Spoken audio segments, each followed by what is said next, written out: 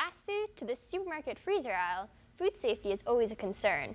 Erin Suddleson of Allen High School in Allen, Texas, tells us about a controversy that's made many people ask, where's the beef? It's a hot Missouri morning, and Brianne Abramovitz is working her summer job. My dad and I do most of the labor out here, whether it's feeding or moving cows or working with them. But for nearly a decade, a controversial meat process has threatened her industry. It's called lean, finely textured beef. It's processed to be lower in fat content than regular beef, but you may know it by another name, pink slime. It's hard as a producer because now all kids that go through the lunch line, they don't like that perception of the hamburger that they're eating. And then parents don't like the perception of the hamburger that their kids are eating. And it creates a negative impact on the whole industry. But a university professor says people's feelings get in the way of scientific facts. Lean, finely textured beef is 100% beef. It is simply a result of a process of using a centrifuge to remove fat from beef and make it less fat and higher lean content, but it's beef. It's that same type of beef that the director of nutrition for the Columbia Public Schools is keeping out of its cafeterias.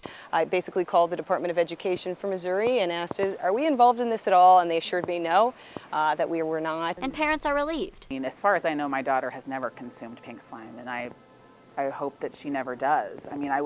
If it came down to her eating the cafeteria lunch and me packing her lunch, I would in a heartbeat. But why do people feel so strongly about a meat that researchers say is healthier to eat?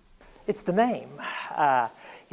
Lean, finely textured beef is no problem, but the media and opponents like to call it pink slime, and pink slime is not a very appealing name for a food. The product is also treated with ammonia or citric acid to kill bacteria, and organic advocates don't like the idea of ingesting those ingredients. We produce most of our own food, so we know where all of our food's coming from, and we see it from life to the table. But you don't have to be a farmer to get the details on your dinner.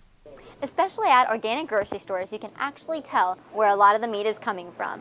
For example, this meat right here was produced in mid-Missouri. And the store manager says it pays to pay attention. Just because something is on the shelf and it's being sold to eat, chicken thighs for 39 cents a pound, I think that it's quite possible that you should put a little more thought into the process and think, if you're going to feed your body with this, what fed their body? But back at the farm, Abramovitz trusts her industry. I can't say that I really ever worry about the fact that my meat is safe to eat.